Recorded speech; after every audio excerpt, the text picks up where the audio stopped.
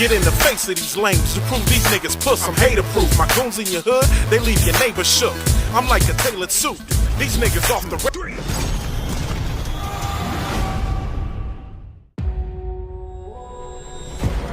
Windows up. Drive it like you stole it. Put on the gas, hit the motor.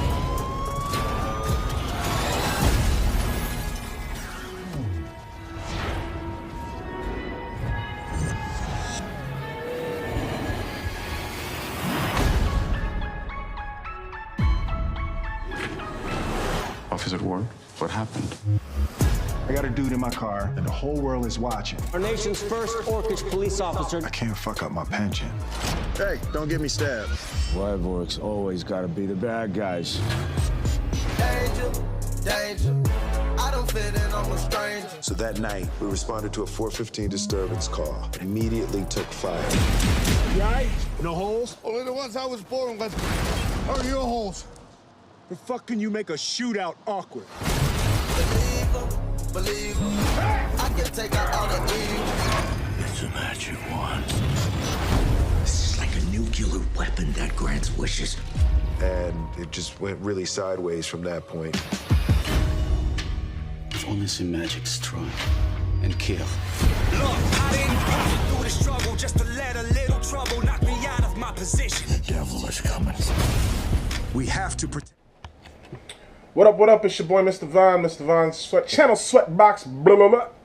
And we back, we live, we active, yes indeed, on the channel. And I'm here to give you guys my review of the new Netflix movie Bright, starring Will Smith, Joel Edgerton,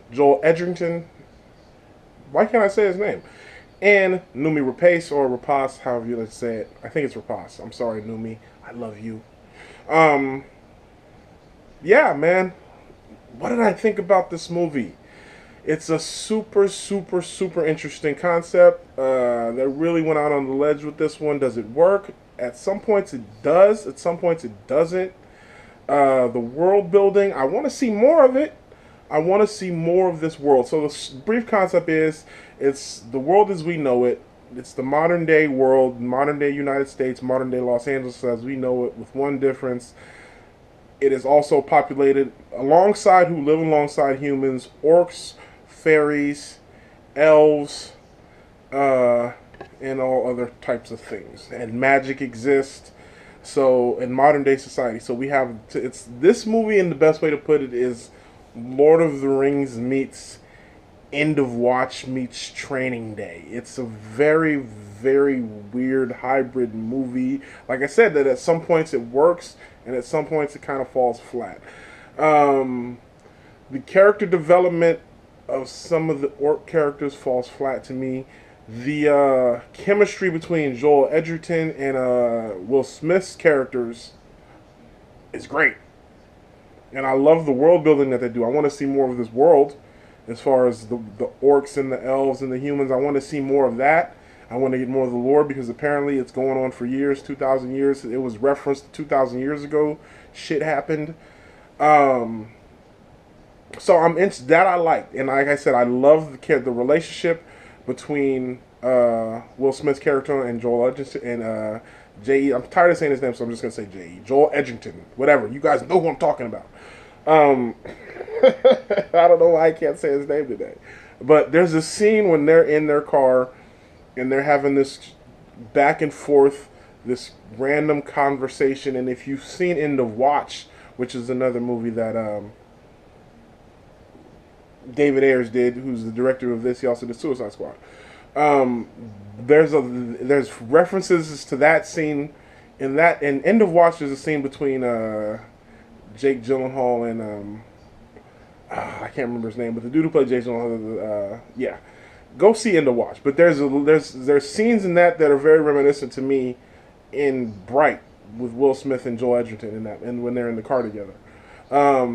So I like that. I like that dynamic. And if you've seen good cop shows, or if you know about good cop, that's real dynamics that you have with a cop partner relationship, where they have these random conversations about shit. That was one of the things that worked in this movie, and that was one of the things that worked really well when he did End of Watch, which is a good movie up until the end. This movie parallels End of Watch a lot, as far as them having to I mean, like I said, it's Lord of the Rings meets End of Watch meets Training Day. As far as Will Smith's character isn't as far as extreme as Denzel's character was in Training Day, and yeah, it's Joel Edgerton's character is the first orc cop to ever be on the LAPD, so gets hated on, all that. There's that whole dynamic. Numi Rapace's character plays an elf. She's like an evil elf, and they're searching for this magic wand, and the magic wand carries all this crazy power. And Will Smith and his cop friends, a bunch of crooked cops, they decide they're going to steal the wand and get it used to get rich. And it's a crazy plot. It was interesting to see, because you could see it's some real life shit. If there was magic in the real world and you found a magic wand in the hood in LA, of course you're gonna have some crazy shit go down. You had the gangsters that was kind of stereotypically played. You know what I'm saying? They did a good job with the human gangsters. I liked that. That was really good. I thought that was good. The orcs that they had being gangsters, it was kind of the one orc that they went to at the end who kills. Spoiler alert, by the way. I'm sorry, I should have put that at the beginning. Spoiler alert. I'll make sure to put that up. But the one dude who kills Joel Edgerton's character, I liked him. I thought he was a really good character. Yeah. The character, while I liked Numi Rapace's character, I don't think there was enough character development for her. I don't think there was enough character development for her. What we find out is her sister, I believe it was. I think it was her sister, the elf chick that Will and Joel Edgerton's character end up helping. There wasn't enough background character in there, and then there definitely wasn't enough background character for Joel Edgerton's. We get a little bit as far as how he was. His family, but I wanted more. Maybe that's just me. Some people might have thought they gave us enough, but him and Will, I think while their chemistry together was good, I did want a little bit more backstory with their characters. I think there's only one scene of Will and his family at home, maybe one or two scenes. So yeah, I think this movie deserves a sequel. I definitely want to explore the world more, even if it's not a direct sequel with Will's character and Joel's character. I definitely want to see this world again. I absolutely want to see this world again. So in the end, my ranking for Bright, it's a good movie. I definitely recommend checking it out. It's got some flaws. I would give it a 6.8. No, I'll give it 7. No, 6. No, I'm not. I'm going to stick to 6.8 because it's not quite 7, which is mostly good. 6.8, it's almost, yeah. 6.8 out of 10 for Bright. Worth watching. Definitely check it out. It's got some good scenes. The action, and let me talk about that for a second.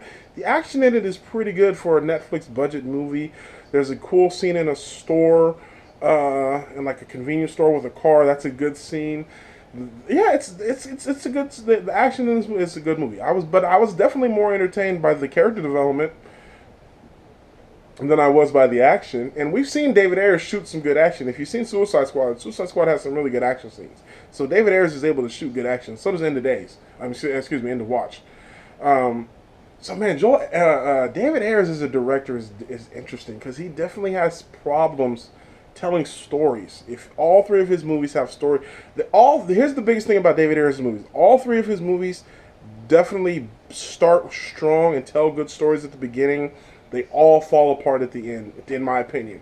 End of Watch, Suicide Squad, and Bright all fall apart at the end.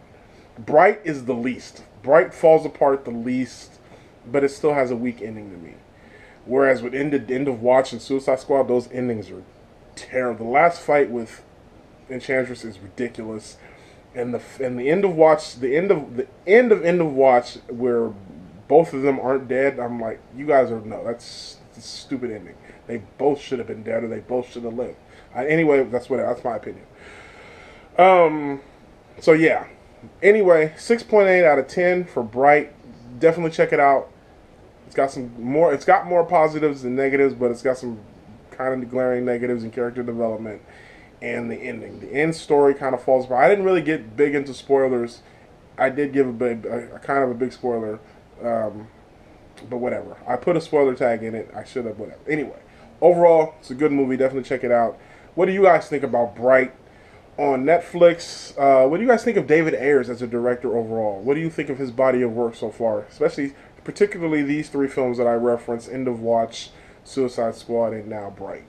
Alright, it's your boy Mr. Von, Mr. Von's channel, Sweatbox. Make sure you like, share, and subscribe. Check out some of the other videos I got. I got a lot of content.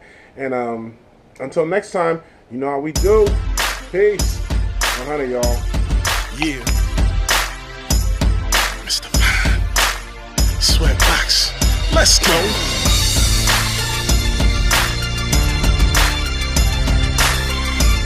We celebrating on this one, baby.